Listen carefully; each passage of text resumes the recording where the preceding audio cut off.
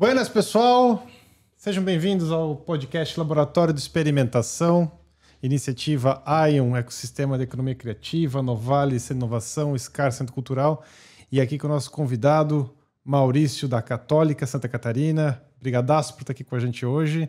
Meu nome é Luiz Leig, eu não sei o que eu faço dessa vida. já tô desistindo de tentar explicar. Então, cara, eu sou o Luiz Leig, acabou. Então eu tô aqui tocando podcast. Eu sou o Luiz Leig, um motivador, um incentivador da economia criativa. Eu tô me apresentando pelo Luiz Leig.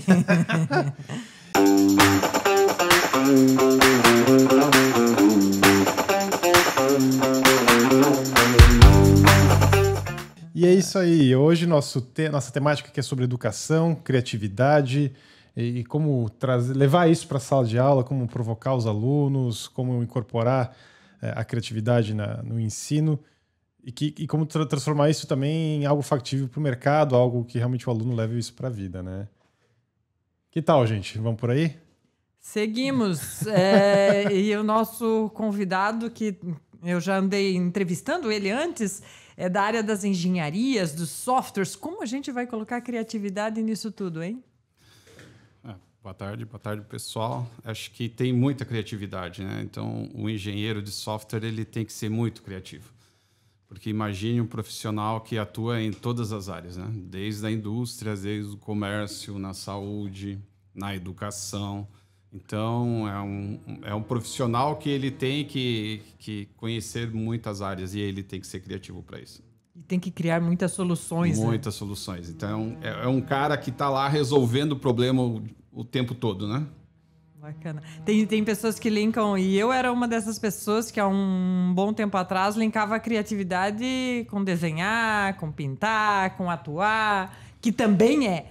Mas, né, a criatividade é muito mais ampla que isso. Sim, eu acho que imagine solucionar um problema complexo, né? Eu acho que ele tem que colocar um pouco, muita criatividade, né? E esse profissional ele está o tempo todo resolvendo problemas, solucionando, trabalhando com diversas áreas, né? Em paralelo, ele está na saúde com o médico, ele está na engenharia com engenheiro mecânico, um engenheiro eletricista, então com designers, né? Então o designer hoje ele faz parte hoje do software, né? A gente tem a parte de user experience ali, que é a experiência do usuário. Então esse profissional ele também tem esse conhecimento para saber. Não adianta desenvolver um bom software, mas que o usuário não vai utilizar, né? Então ele tem que colocar a criatividade em prática. Para quem está se perguntando como é um problema complexo, né? O Maurício estava falando aqui, poxa, o pessoal tem que resolver isso. O que acontece? Você tem em casa um micro-ondas? Você já olhou como funciona o digital do micro-ondas? Lá onde você clica, botão aqui, botão ali, vou fazer a pipoquinha com um clique só. Gente, ali tem um computador, tem uma programação e esse sistema foi todo ele projetado por engenheiros eletricistas, engenheiros de softwares, de forma criativa, para que você consiga resolver o teu problema com um clique. E um designer que desenhou uma pipoquinha ainda para ficar, poxa, é ali, tu não clica em outro lugar. Então, a criatividade ela está no nosso dia a dia, em locais que a gente não para pensar que está. E que bom que é assim. Se toda vez a gente tiver que pensar em alguma coisa assim, será que quem criou, como funciona, tal, não funcionou. Né? Se você tiver que pensar, não funcionou. É um desafio, hein, Maurício? Fazer essa gurizada pensar no dia a dia de todo mundo. Sim, e hoje, cada vez mais, né? Eu tenho alunos trabalhando em software para computadores de bordo de carros. Né? Você imagina, todos nós, né? Quem possui um carro, você tem um computador de bordo ali, às vezes nem sabia que você tem, mas você tem. É um computador controlando ali a injeção de combustível, é um computador controlando a temperatura do teu carro, são a parte de multimídia, né? E tudo isso pensado por designers, por programadores, por engenheiros, colocado em prática, né? Então, a criatividade, eu digo que está no nosso dia a dia, né? Em todos os equipamentos, em tudo aquilo que a gente utiliza, nos nossos smartphones, ele está inserido, né? Até um dado interessante. Hoje nós somos 7,4 bilhões de habitantes no planeta e nós temos 7,6 bilhões de smartphones no planeta. Surreal. E se a gente pensar ainda da população que não tem acesso a essa tecnologia, que deve ser quase mais da metade. Então, né, eu ia trazer essa provocação, né, que a gente estava no papo de antes também. Pô, todo esse volume de acesso à tecnologia, enfim, repertório, mas a gente sabe que não está isso bem distribuído, né? Não. No Brasil já não é bem distribuído, imagina no mundo, né? Então, como é que a gente vai lidar com isso para o futuro? Essa é uma questão, né? A gente vive hoje um momento de um apagão tecnológico, né? E não só apagão tecnológico, mas eu vejo também um apagão de criatividade, né? Não é só tecnologia. A gente estava discutindo antes aqui do início do programa que a área de tecnologia está muito aquecida. E principalmente em países desenvolvidos, a gente tem um gap muito grande de profissionais. E esses profissionais acabam saindo, infelizmente, né, dos países que estão começando a se desenvolver, né? E a gente está perdendo muito profissionais da área de tecnologia, da área de profissionais que a gente pode falar, que a gente estava comentando, né? Profissionais que vão fazer falta no futuro, né? Para aqueles que querem se desenvolver, né? Então, a gente está perdendo profissionais para a Europa, para os Estados Unidos E isso pensando que eles já são profissionais. Mas para eles se tornarem profissionais, eles têm que se qualificar. Eles têm que fazer um curso técnico, um curso superior.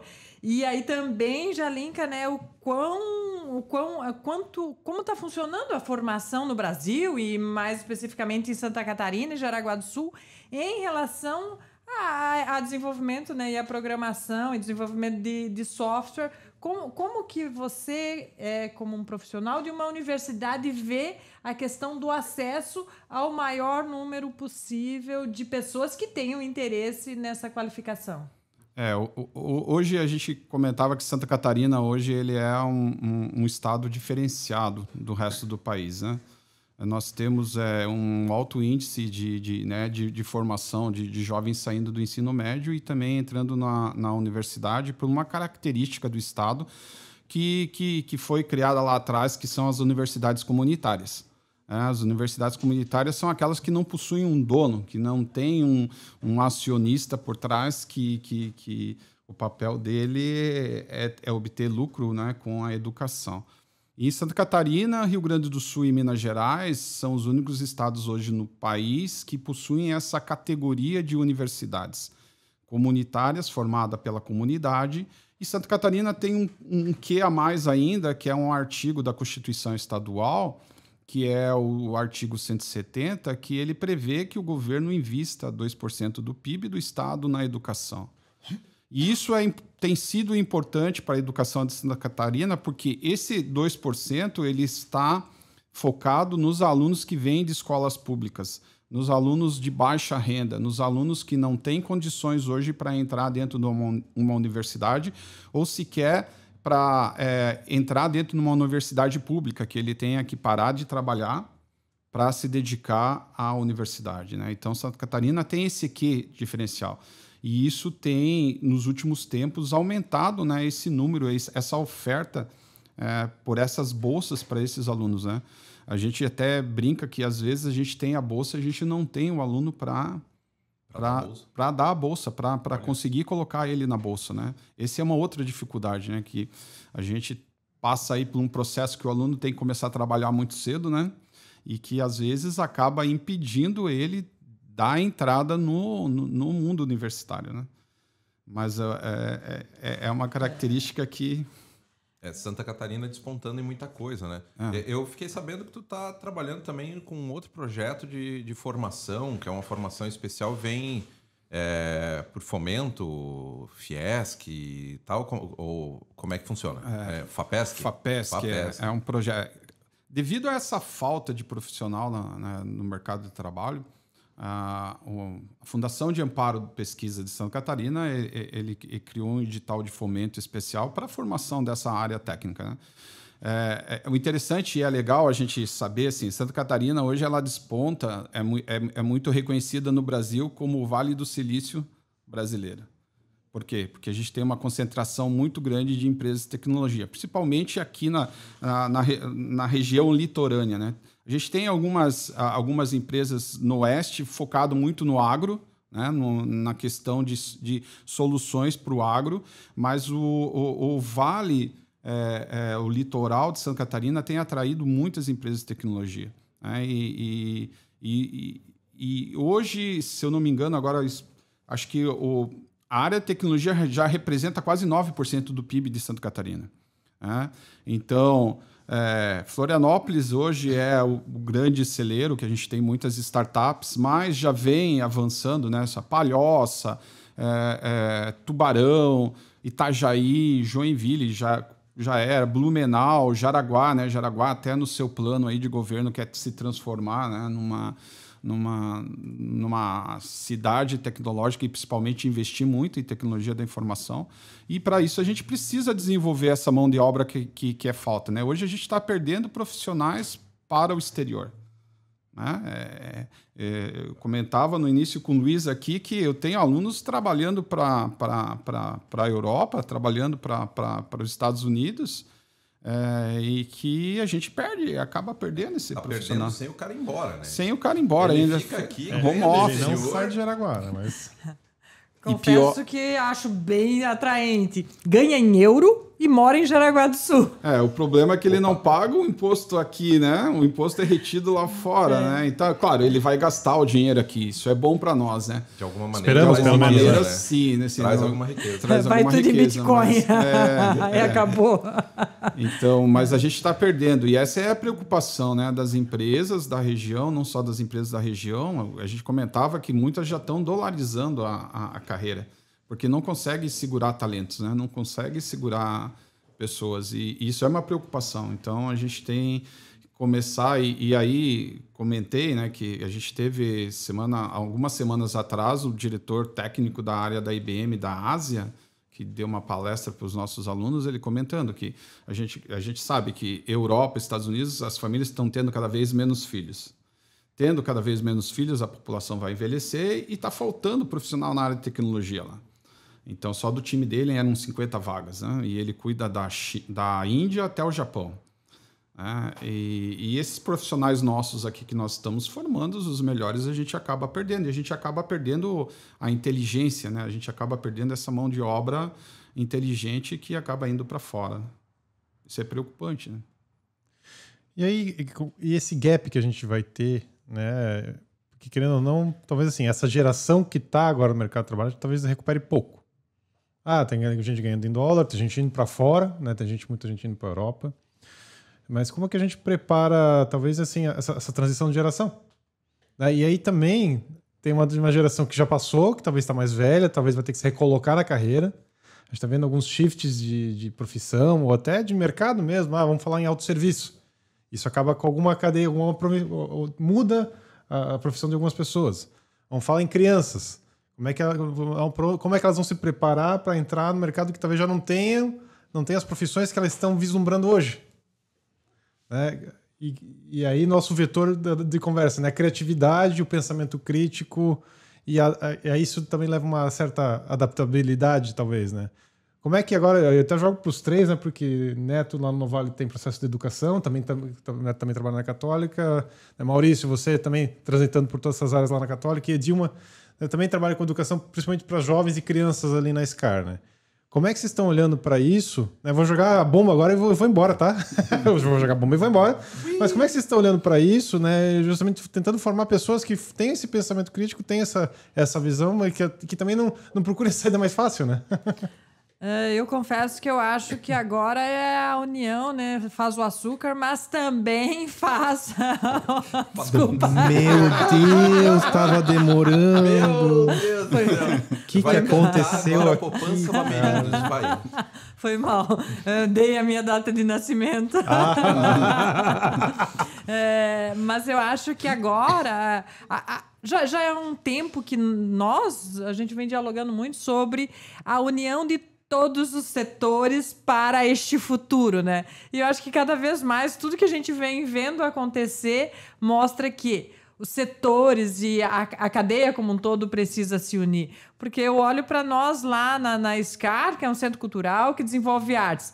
E aí eu olho para a educação de base, educação, ensino médio, faculdade. Imagina a gente trabalhando coletivamente, o quanto a gente potencializa o que a gente já faz hoje, né? Porque hoje trabalhamos meio que nas células, cada um desenvolvendo a sua parte. Porque a gente está passando por uma revisão, as pessoas estão revendo o que é trabalho.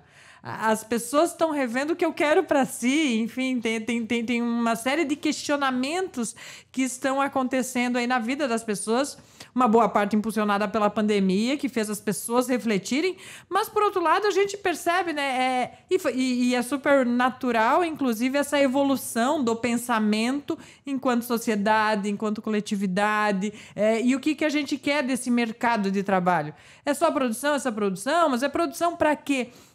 E aí, voltando, né, à questão do pensamento crítico.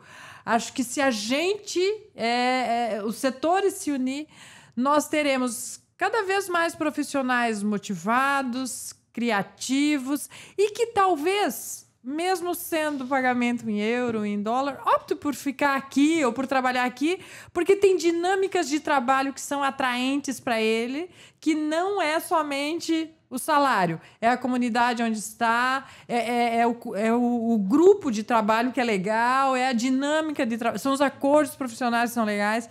Então, acho que cabe uma revisão, né, de todos que atuam na área, mas cabe uma união de todos que atuam na área para a gente ter cada vez mais profissionais felizes.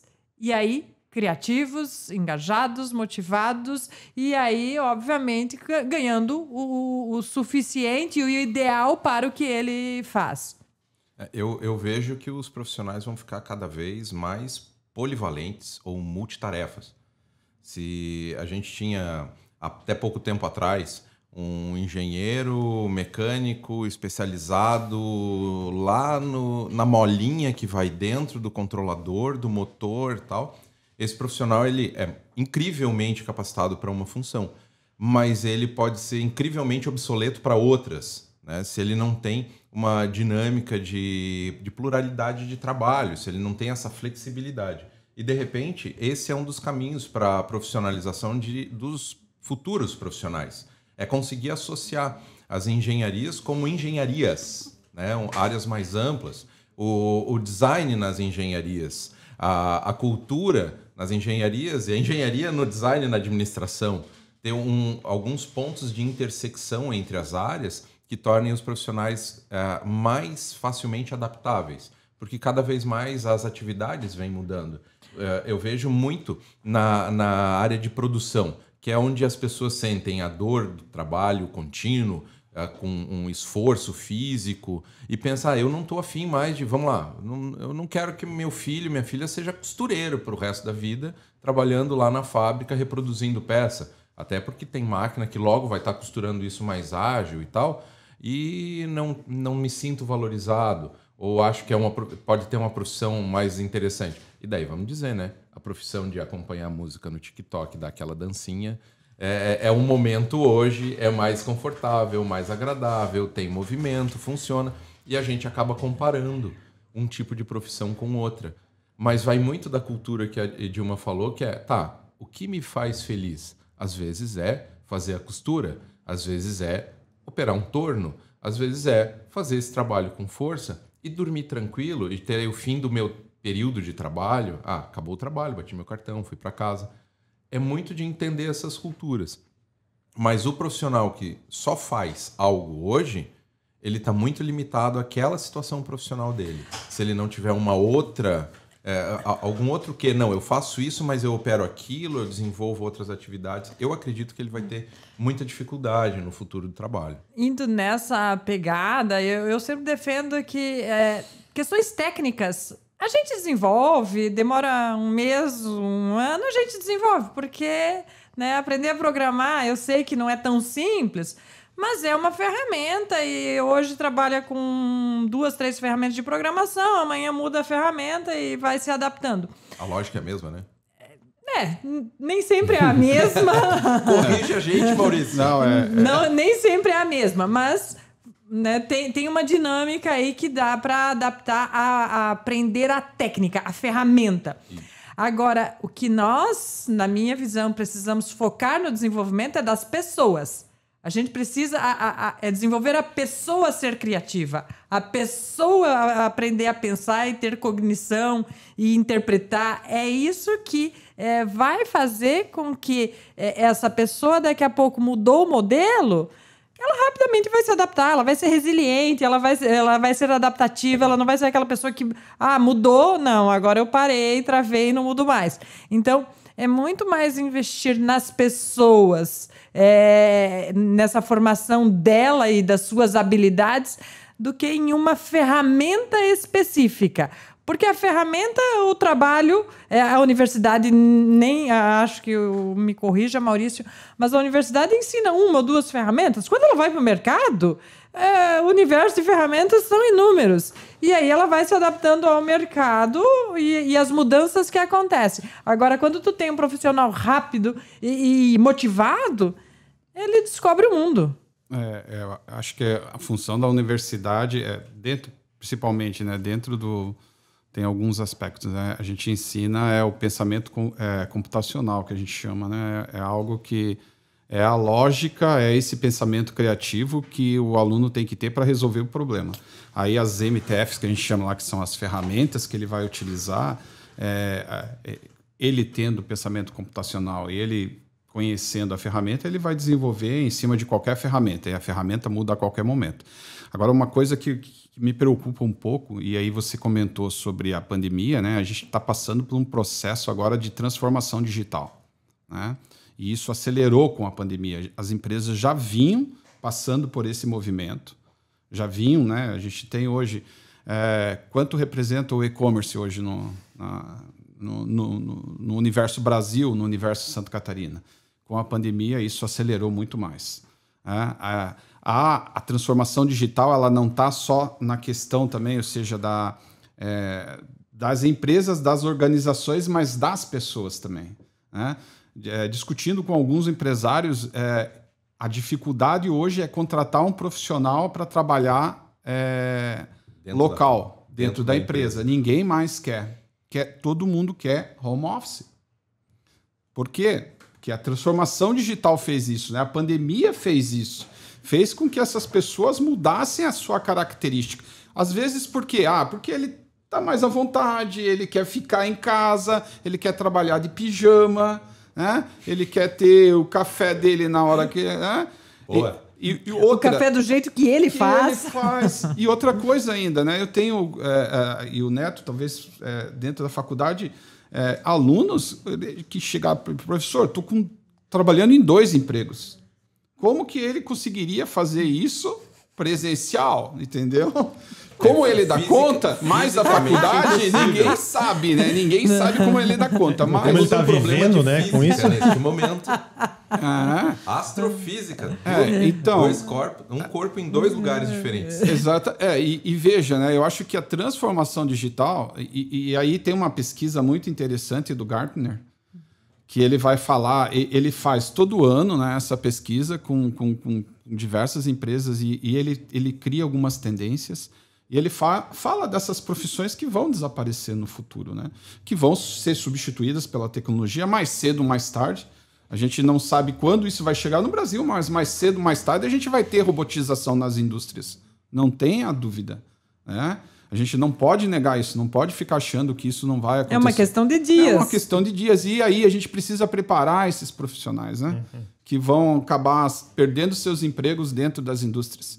E acho que preparar esse jovem, eu acho que preparar esse... E isso é um grande problema também, né? A gente discutindo esses dias com um pesquisador da Nova Zelândia lá, que esteve aqui dando uma palestra para os nossos alunos, ele falou que a quantidade de QI dessas novas crianças ela diminuiu drasticamente.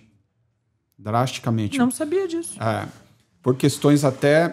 e aí ele estuda a questão de tecnologias, né? A questão... hoje os pais eles têm uma carga de trabalho maior, acabam deixando as crianças com uso cada vez mais de smartphones e de tablets, e isso tem influenciado... isso tem influenciado no desenvolvimento do raciocínio dessas crianças. Porque ela só recebe, né? Ela tá lá com as coisas muito fácil, ela não tem que raciocinar, não tem que descobrir, não tem que... Ela só aprende a passar o dedo, né? E aí entra a criatividade. Ela não tem o desenhar, o traço fino. Não tem dificuldade, só... E a gente vê hoje dentro da universidade que os alunos eles preferem vídeos do que ler um artigo, do que fazer uma pesquisa. Ele quer ver lá o cara fazendo o passo a passo. Como que a receita de bolo para ele chegar. Se eu copiar, eu vou ter o resultado certo. Então, essa é uma preocupação, né? Então, fazer aí a criança se desenvolver, eu acho, e aí esse pesquisador ele fala que tem que haver limites, né? Ou seja, hoje os pais colocam lá, a criança está chorando, Peppa Pig, né?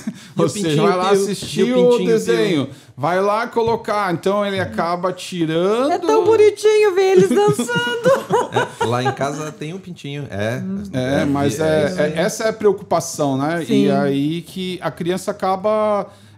Tem uma cena clássica, né? De um bebê numa revista tentando fazer na folha com que ela fosse tocada que nem passar via touch, né? Passar via touch numa revista. Eu vi uma criança tentando abrir uma foto. Pegou uma foto. Dá zoom na foto, né? Então, essa dependência tecnológica tão cedo acaba causando isso. E essa é uma preocupação, né? Que a gente tem que estar antenado também, que eu acho que a universidade, a escola tem que estarem preocupados com isso, né? Com esse excessivo também de tecnologia. Eu sou da área de tecnologia, mas eu vejo que a gente tem que se preocupar. E eu acho que aí trabalhar com questões finas, né? Assim, ele tem que produzir, a gente tem um trabalho legal que a gente faz, que é um desafio de robótica, que a gente trabalha com alunos do ensino fundamental e médio, né? No qual o aluno constrói um robô de sucata. A gente poderia estar trabalhando com robôs prontos, tal, mas esse feeling ali de ele ter que pegar equipamento, que corta, o que amassa, vai fazer, o que ele pode utilizar de uma sucata para criar, para desenvolver essa criatividade, isso acaba ajudando nesse raciocínio, nesse desenvolvimento. Eu acho que isso essa preocupação também da tecnologia excessiva é algo que a gente tem que ficar atento. O pessoal da metodologia Waldorf vai ao delírio nesse momento. Botar a mão na massa, fazer o processo criativo, sujar a mão de barro, né? Lixar, cortar, ter a experiência significativa. Eu acho que é nesse sentido, chegar no nível de experiência significativa para ele levar a construção do aprendizado e a construção de lógicas processuais para que ele resolva problemas. É muito interessante. Isso roda o tempo todo no curso?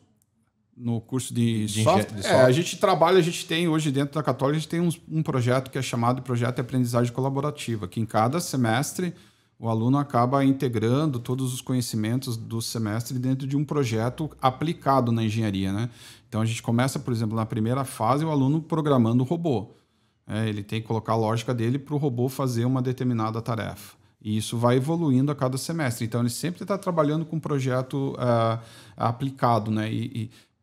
Porque, assim, a lógica computacional, ou seja, o raciocínio... Eu posso fazer, ou seja, um software para um controle de fluxo de caixa, né?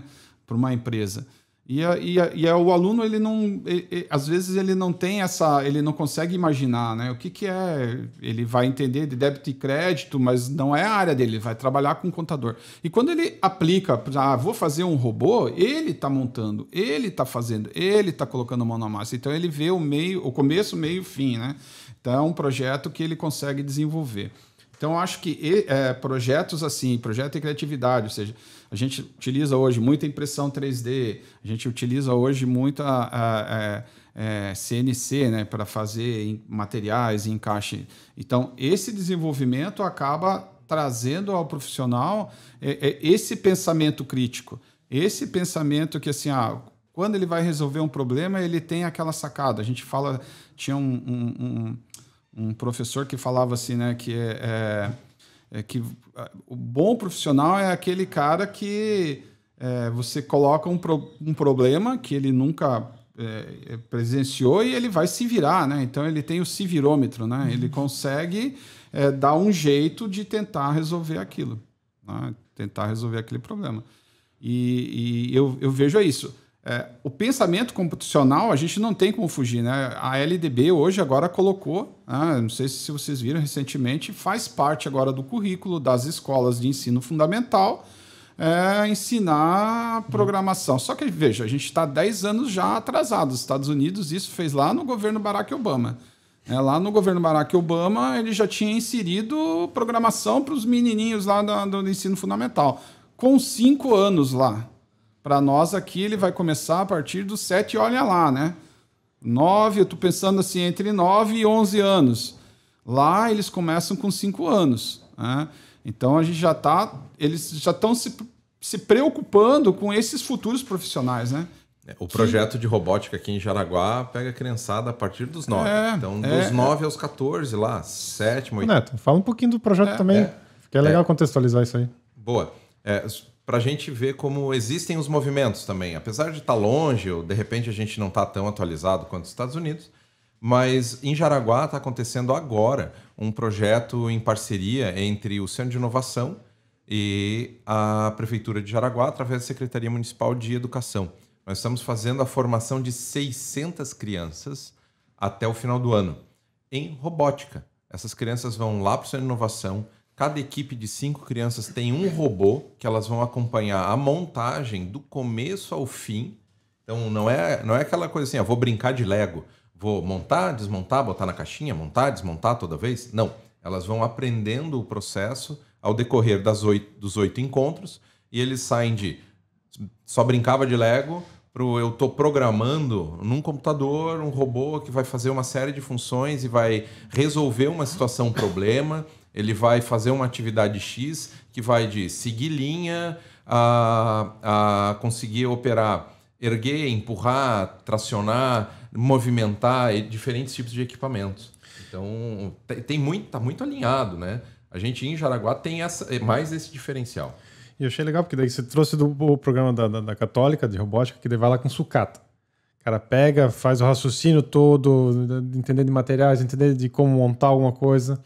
Tem essa trilha aqui, já está ensinando, beleza, a evoluir com isso, a montar mais avançado, que também, né, deve ter ali também, mas está tendo essa experiência. Aí ele passa na SCAR, vai aprender audiovisual, vai aprender fotografia, vai aprender música e aguçar sensibilidade também, né, porque é importante para esse civirômetro, né? Você também entender qual que é o momento de eu agir, qual que é o momento de eu perceber o meu entorno, de ter um olhar não tão também sintético, né? Porque toda essa tecnologia, né, também é um repertório. É um repertório, né? Porque toda essa tecnologia acaba deixando a gente também meio, sei lá, meio pasteurizado, né? De sentimento, de reação, a gente vê tragédia o tempo inteiro, vê fofoca, fake news, enfim, tudo mais, e vai passando, só vai passando também, né? E isso também acaba sendo um desafio, não vou falar que é um problema, mas é um desafio para a formação dessas gerações, né? Como é que fazer as pessoas realmente se importarem, né? Aí se importar com o seu emprego, se importar com a sua carreira, se importar com o seu colega, com a sua família, enfim, com o seu entorno, né? Acho que tem aí um fator que é extremamente importante, que é a conexão, né? Quando a pessoa se conecta, ela se importa. E é isso, né? Mas só que se a pessoa está o tempo todo no celular ou na tecnologia, ela não consegue se conectar. E talvez essa seja uma questão onde a tecnologia e os smartphones, eles criam a conexão com a internet, mas não conecta a pessoa com algum assunto, com alguma outra pessoa. Não.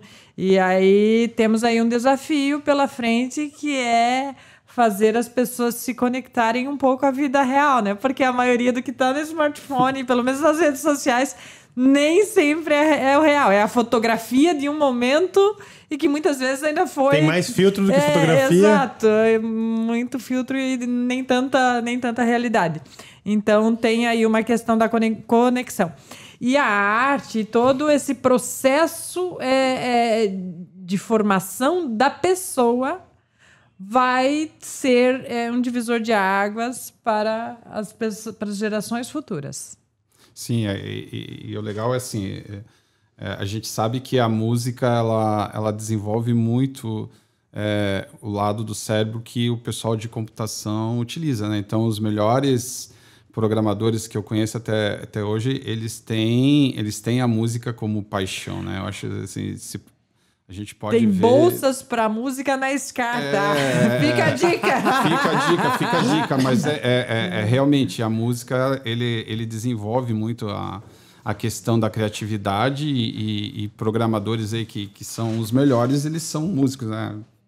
Acaba desenvolvendo, e acho que essa é uma questão que a gente tem que lutar, né? Também colocar a música lá como disciplina obrigatória dentro da LDB, até uma época atrás existiu uma corrente, né, para serem... Ensino de arte, né? Para incluir... mas a música, né, ela até tem na grade, na BNCC, e aí é um trabalho que está sendo desenvolvido e até registra aqui em Jaraguá do Sul há um esforço grande, né, para tentar incluir. Porque é importante, porque é uma questão também, e é isso que você fala, né, ali é conexão, e aí quando uma criança, né, tá... fazendo uma aula de música lá, né? Que vai começar com a inicialização, a musicalização, né? Falo isso porque eu fiz musicalização quando eu entrei com 7 anos. Maurício toca guitarra. Entrei com 7 anos e fazia flauta doce. Aí você vai fazendo e vai subindo e vai... Isso acaba desenvolvendo dentro da criança esse lado criativo e esse lado de resolução de problemas, que na área de computação é importante. Então, a gente vê assim, o aluno que consegue resolver melhor problema, aí você toca algum instrumento, então eu falei assim, né? Até uma linha de pesquisa, acho que é uma boa linha de pesquisa para começar a fazer ali. Já fica aqui o desafio para nós, hein? Vamos começar. Vamos fazer um paralelo aí, ó. Vamos fazer esse paralelo. Porque ele está ligado, né? Acho que vamos perguntar de estudos para o pessoal que faz. Isso, porque não na faculdade, né? Já que para a criançada não está rolando, ou tem outro caminho. Mas por que não está na faculdade, né? Também. Como não repensar a trilha da faculdade, né? Pronto. A gente já se olhou aqui, já tem um combinado para uma agenda futura para a gente discutir o tema. Olha aí. Sim. Mas, e aí falando da música para que trabalhe esse outro lado do cérebro, e isso para a programação, mas também, não querendo puxar o jabá, né?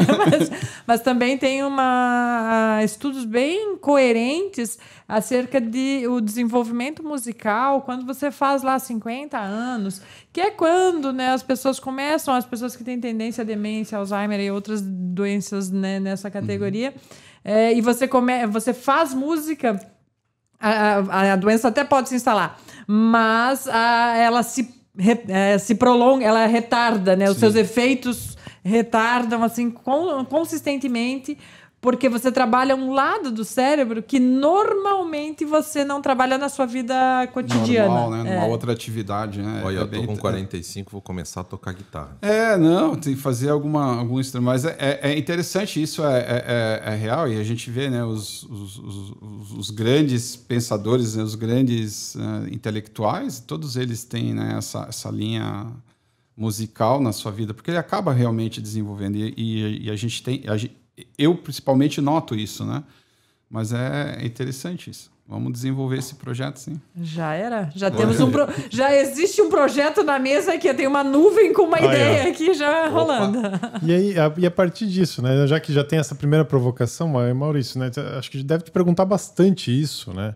Mas assim, da tua visão, qual é a tua visão assim, do futuro da universidade, da faculdade, do ensino superior, do ensino pós-escola, vamos chamar assim? Né? Porque isso também tende a ter...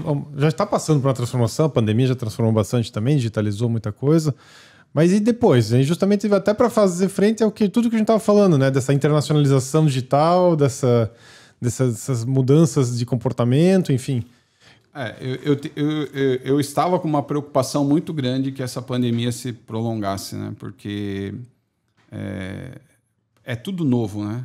A pandemia para nós foi uma mudança muito grande, né?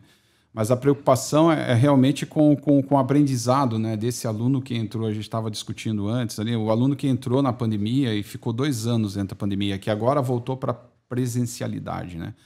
Então, o quanto é diferente para ele.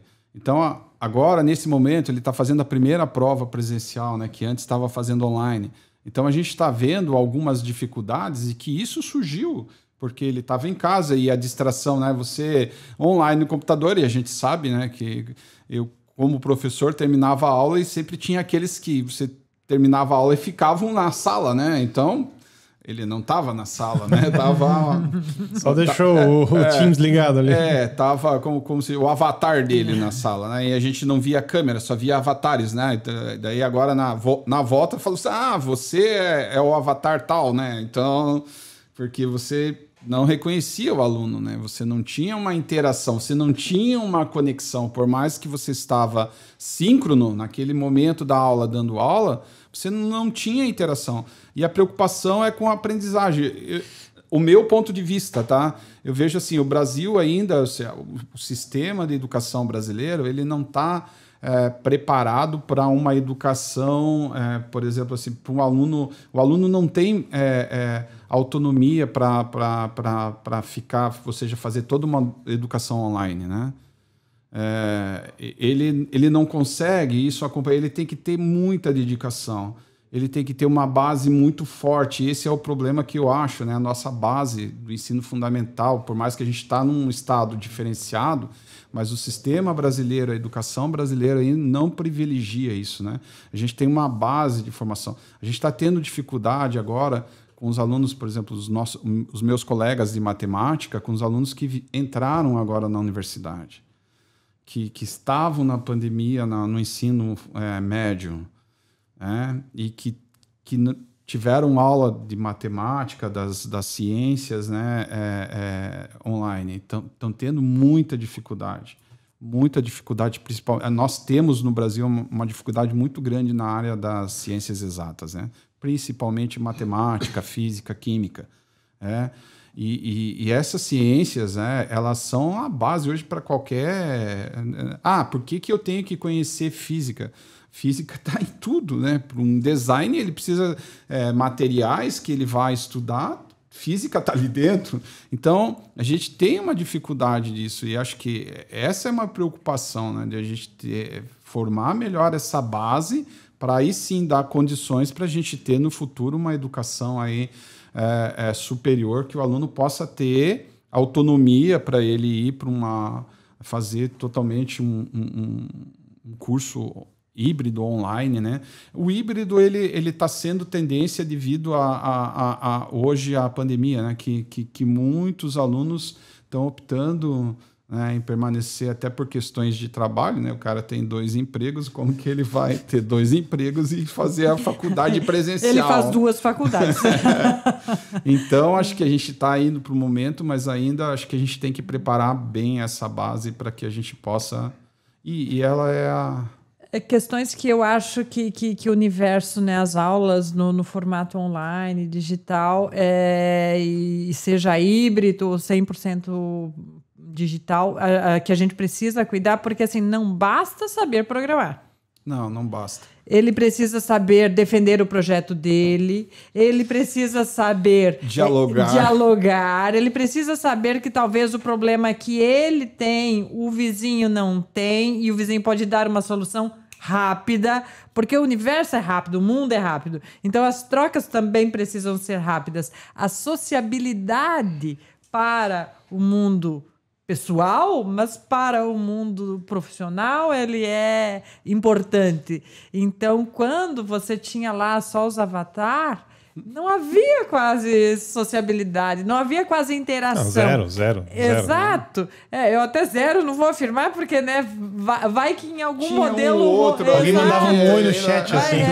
Vai que em algum momento rolou. Mas quando você está numa sala de aula que ele tem lá o programa dele de conclusão de semestre, onde ele tem que desenvolver alguma ação no robô, e aí ele não sabe fazer, mas o vizinho sabe, e aí o vizinho não sabe e ele sabe, essa troca é importante. Sim. Este momento de troca é importante. O saber pedir ajuda é importante. Sim. Então, tem algumas coisas que o universo presencial, a gente, na tecnologia, ainda não arrumou uma forma de substituir. Vai que daqui a alguns anos tem e tá tudo bem. Mas neste momento, porque você é programador, mas daqui a pouco você precisa defender um projeto seu para o seu chefe. Você precisa pedir aumento.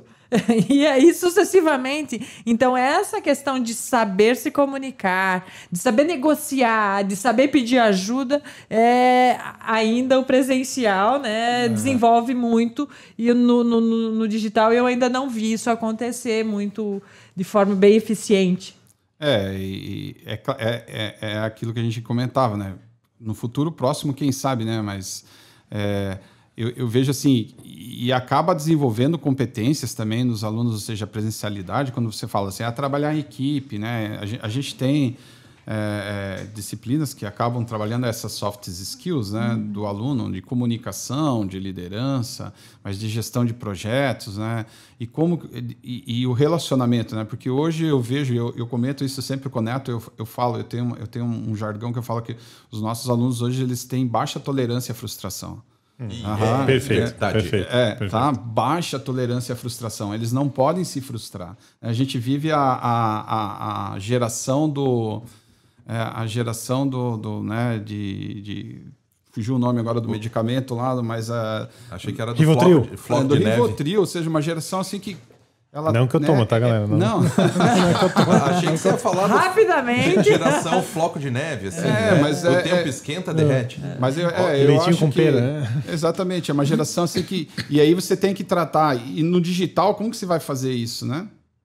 Eu acho, no presencial, a gente acaba até anotando, e aí você... o professor, a gente fala, né? Às vezes tem que usar algumas técnicas...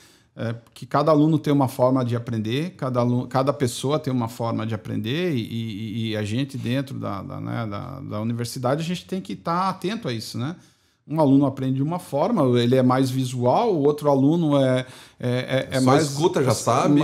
Mão na massa, então o professor tem que estar atento a isso. E no digital a gente não consegue ter essa interação. Você não consegue ver o olho do aluno, ver como que ele está... qual a dificuldade que ele está apresentando ali no dia a dia, né? Então eu vejo que o presencial voltou, ou seja, graças a Deus a vacina, né, a pandemia, a gente está conseguindo retomar as atividades, mas que a gente tem ainda aí que se preocupar bastante com essa geração, né? Para esse processo aí de desenvolvimento de criatividade, eu gosto de citar um cara chamado Steven Johnson. Quem nunca ouviu falar, pesquisa aí de onde vêm as boas ideias. O Steven Johnson fala muito sobre colisões de ideias.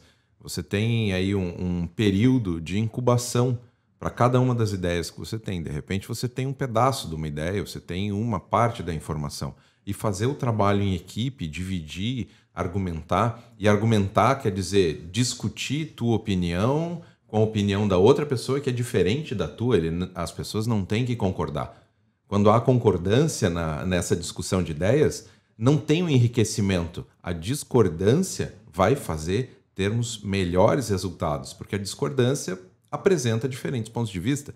Então, estudando um pouco sobre esse processo de formação de criativos, críticos, e que vão abordar aí de forma diferente o mundo, a gente vê que quanto mais um critica a ideia do outro de forma positiva, vejam bem, não estou falando de crítica agressiva, né? Não é bullying, né? Não é o bullying. Não. Não é dizer assim, tá vindo com a ideia idiota de novo. Não é isso, gente. É discussão de, peraí, mas se fizer assim vai dar errado, se fizer assado vai dar errado.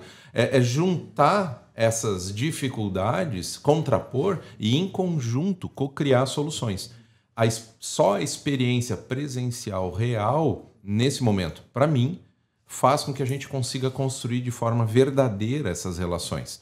Eu entendo e defendo fazer alguns processos online, leciono, dou disciplinas online e são eficientes à sua medida, mas essa discussão de construção de solução mesmo no presencial, eu vejo um ganho bem grande aí. Aqui eu só vou abrir um parênteses e não é para levantar muita questão, mas enfim, eu sou obrigada. Eu me ouvindo falar e pensando sobre o que falei, ouvindo Maurício e Neto, eu fico pensando um jovem de 15 anos que vai ouvir o nosso podcast e vai ouvir a gente falando, né, sobre esse modelo de aula, sobre o profissional isso, o profissional aquilo, sobre sociabilizar e sobre o presencial. O que será, né, que vem na cabeça desse jovem? Eu fico vendo John Travolta, ele deve estar pensando, né, o que esse povo de meia idade está falando da minha... Mas, a gente já teve a sua idade, querida. Não, mas a gente está falando da nossa experiência, da nossa vivência, do nosso hall de conhecimento e repertório, né? E aí, essa jovem... pode ter 1000 opiniões muito diferentes do que a nossa. Normal.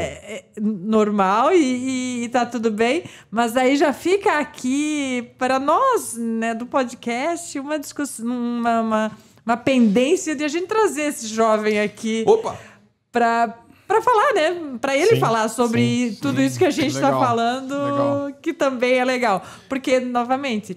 É sobre o nosso ponto de vista de profissionais que já temos aí uma certa idade, que já passamos por inúmeras experiências, então a gente já tem alguns calos, né? Algumas experiências vividas. Eu já tenho 3 vezes 15 aí, ó. É isso. Mas também fica a provocação, né? Se incomodou alguma coisa que a gente falou, abra a conversa lá na tua instituição de ensino. Sim. Vai conversar com o professor, troca uma ideia. Legal. Participe das aulas, discuta. Participa, né? Ou manda mensagem pra sugere, gente. né? Sim, ou sim. manda mensagem pra gente também, mas sugere, né? Não fica só remoendo e tweetando. Mas é legal. Eu confesso para vocês que por mais assim, né, que a gente vê essa questão dos smartphones e da pandemia e de tudo que a gente já falou, mas eu acredito tanto nessa geração. Eu acredito, sabe? Não estamos fazendo um descrédito. Não, a gente tem que acreditar. Eu acho que a gente tem... Só que a gente tem que lutar por eles, eu acho também, né? É nossa obrigação. Alguém já lutou por nós temos que lutar por eles e eles vão lutar pelos nossos filhos e sucessivamente. Mas eu acho assim, que enquanto, né... eu me vejo assim, enquanto eu educador, né? A minha preocupação é na formação desses jovens. E luto para essa formação, para que eles tenham, né, a empregabilidade, que eles tenham, né, uma mudança ali. E isso eu vi, né, se você muda uma família, por exemplo, que nunca, que é o primeiro filho que está lá na faculdade, isso é uma mudança que vai acontecer de geração para geração, né? Então, essa busca por essa característica, né? Se a gente começa a fazer isso, e por isso que o nosso estado é tão diferenciado, né? Porque nós temos, né, hoje, diferente de outras partes do Brasil, ainda jovens com acesso à universidade, né? E de forma, pelas comunitárias, pelas públicas, né? Mas, sobrou vaga esse ano. E que buscam, né? Então, acho que isso é importante para a gente mudar essa geração, mudar o nosso país, né? Fazer com que a gente também tenha aí... que a gente possa fazer com que esse jovem fique aqui, não queira ir para fora, aquilo que você estava comentando lá atrás, né? Como que a gente vai fazer isso? A gente transformar o nosso estado, o nosso país, num lugar melhor para ele viver e que ele não queira sair daqui, né? Porque a gente tem tanta beleza, sim, né? O pessoal que vem de fora se maravilha e os que estão aqui dentro querem ir para fora. Exato. Não, nós somos uma potência. Isso eu acredito muito no Brasil como uma potência e acredito nas pessoas, né, do Brasil como uma potência. Muitas vezes a gente coloca essa potência em alguns lugares, né, não tão adequados. Mas também faz parte do nosso processo de evolução, né? E aprendizado de também, aprendizado. né? É isso aí. Maurição, brigadaço. Que é isso. Por também ter aceitado o convite, vir aqui prosear com a gente. É isso. Tema mega importante, acho que deriva vários outros, né? Aqui a gente já, na verdade, até atravessou várias temáticas aqui, mas faz parte, né? Porque acho que todo mundo é meio, meio apaixonado por esse tema, né? Quase nada. Então, cara, se alguém quiser entrar em contato contigo, falar contigo, ou aprender mais do teu trabalho, faz como? Pode entrar. Bom, eu tenho aí as minhas redes sociais, Mauricio.Henning, né? Henning, então Mauricio.Henning lá no LinkedIn, que é mais profissional. O M. Henning também ali no Instagram e na faculdade lá, a página do curso de Engenharia de Software. Também da página de robótica, né? Da Wikibuts lá, que é uma equipe que a gente mantém na Católica hoje, que aí tem vários êxitos aí, desenvolve uns projetos legais aqui com a comunidade, e também uns projetos sociais bem legais. Bacana. Maravilha. Se alguém quiser fazer aula de música, porque é importante, ou de qualquer Você tá desenvolvendo, tá programando, mas quer melhorar a tua programação? Fala com a Dilma. É isso.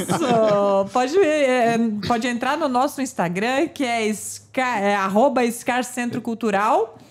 E lá você vai poder acessar todas as modalidades de artes que nós oferecemos e muitas delas gratuitas, com bolsas de estudo. Então fica aí a dica, né? A gente quer muito que a população acesse as atividades culturais e artísticas da região. Então entra lá, curte, vê o que tem, vê o que se interessa. E se não quiser fazer aula, vá nos espetáculos, tem um monte gratuito. Só isso já também vai, né? Repertório para criatividade. Sim, exatamente isso. Então fica aí o convite para acompanhar a nossa agenda. Maravilha. Bom, para quem está aprendendo a tocar, aprendendo a programar e está pensando em empreender e quer começar o seu negócio... Uma startup, quer validar uma ideia. O Jabá, vai lá no nosso Centro de Inovação Novale Hub. Você pode conversar conosco, né, através das redes sociais, no LinkedIn, tem lá Centro de Inovação Novale Hub, ou no Instagram, Novale Hub Inovação. Viu que o dele é meio uma vinhetinha, né? Tão bonitinho, ele faz certinho. Sim, ele faz o corte muitas certinho. vezes e aí agora ele criou. Ele treinou. Então, pessoal que está nos assistindo, pessoal que está nos ouvindo, obrigado pela audiência e pela paciência. Nos acompanhe nos canais Ion.online, Instagram, LinkedIn, Spotify e demais distribuidores de conteúdo. Que é Luiz Leig também nas redes sociais, mas lá não tem nada muito interessante. O negócio é ir lá acessar Ion, Scar, Novale, Católica, e lá tem muito mais coisa legal para vocês. Gente, obrigado de novo. Valeu! Valeu! Valeu.